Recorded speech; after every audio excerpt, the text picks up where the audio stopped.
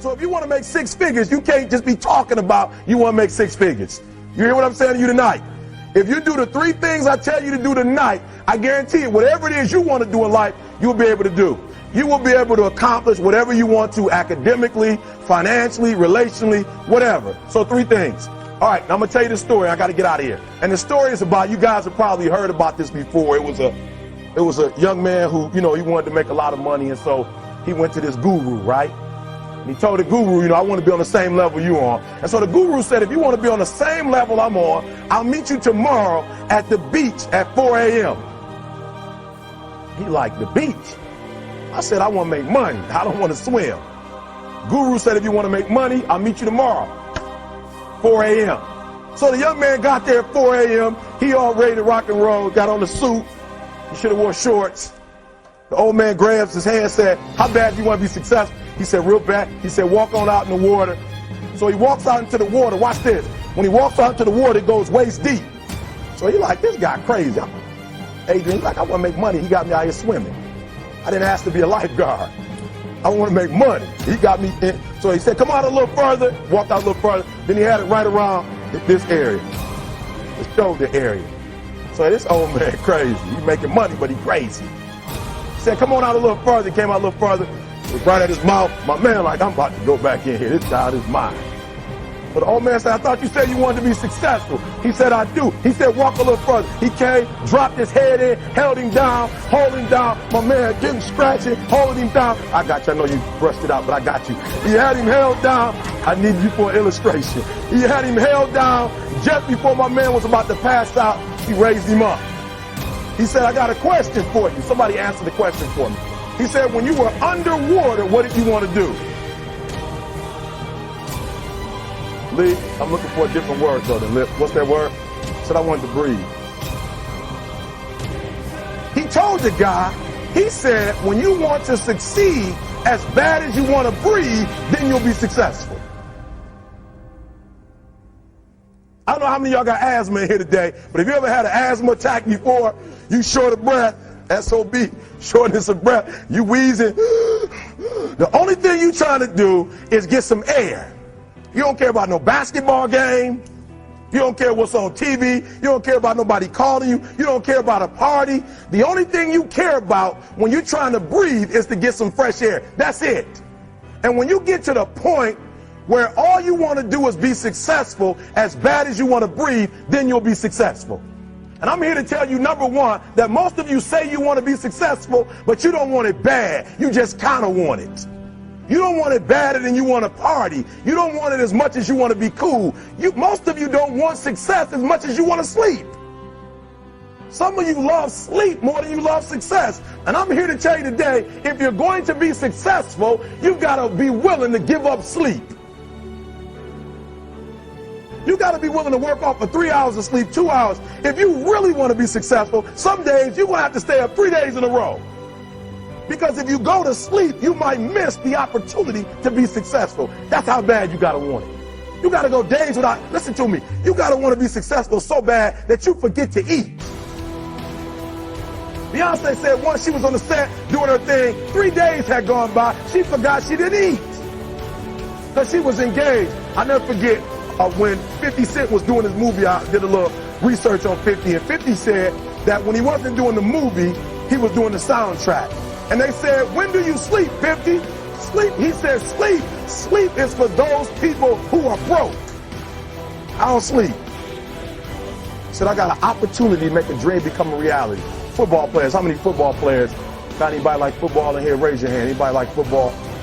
Emmitt Smith. I used to be a Cowboy fan before they did my boy Tom Landry wrong. I used to be a Cowboy fan. And watch this, there was a commercial. Emmitt Smith had won his first Super Bowl, and he had this commercial when he was lifting weights. I don't know if you saw the commercial when he was lifting, and Emmitt said, you know what? I won the Super Bowl, so I can rest now. Yeah, he was doing his bench press. So he said, I won the Super Bowl, so I can rest now. So he throws up about 325, boom, and he rests for about 2 seconds. And he's boom, boom, boom. Did you see that? He'd already won a Super Bowl. He said, I think I'm going to take a rest. And he rests for how long? 1 second. Most of you won't be successful because when you're studying and you get tired, you quit. And I'm here to tell you today, if you got somebody came in my office the other day crying. I said, look, don't cry to give up. Cry to keep going. Don't cry to quit. You already in pain. You already hurt. Get a reward from it.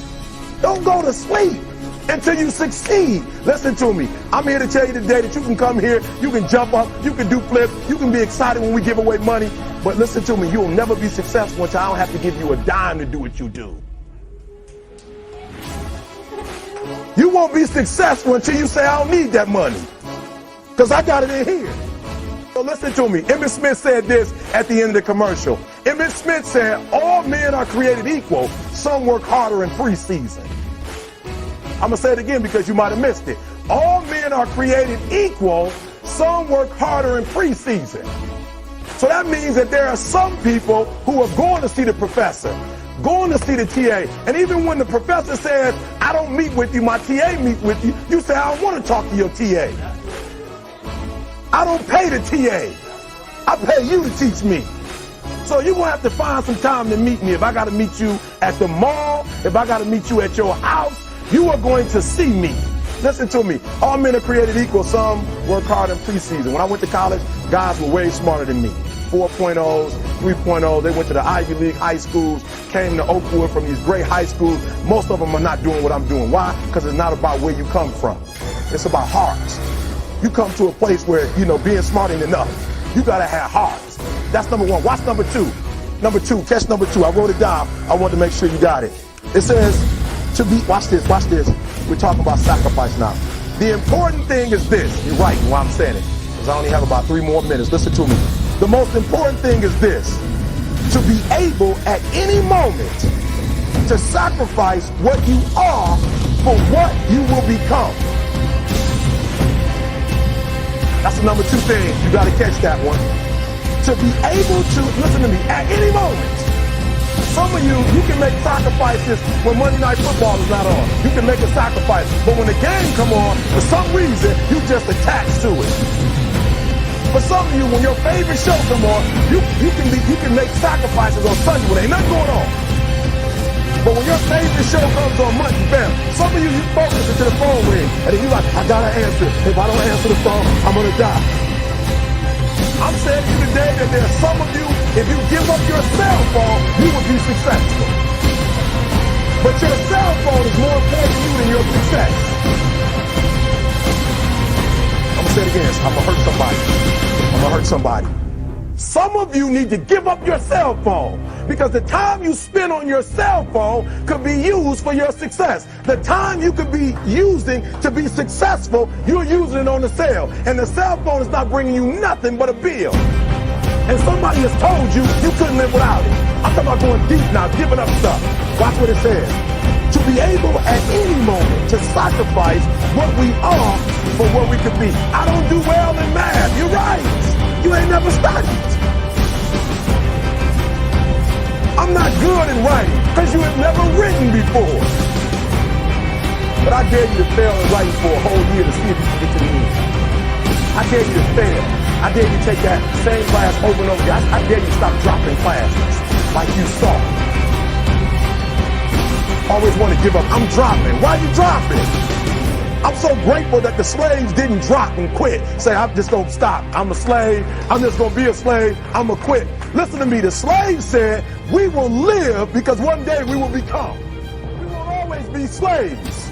So today, although we're slaves, we're going to act like we're free. And one day, our children will be free. If the slaves would have just said, we quit, we give up, we would have died in the middle passage. But some slaves said, I don't care what we go through. We're going to survive this. 400 years of slavery. We're going to get through this. And you can't get through it. 1825. You can't get through a writing class, and you got tutor after tutor, resource after resource. The problem is, you ain't never felt no pain before. You're soft. It's a soft generation. You quit on everything.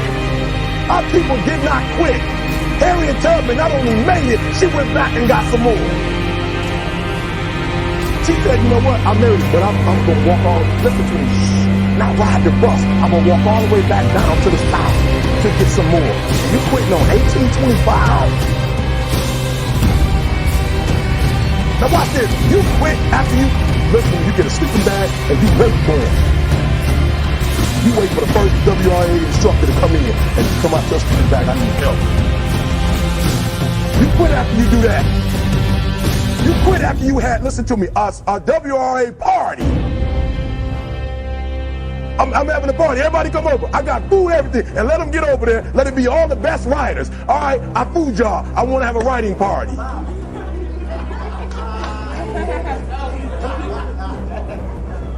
I'm serious. You quit and you ain't even tried yet. Last one. I'm sorry. Last one. Listen to me. Pain is temporary.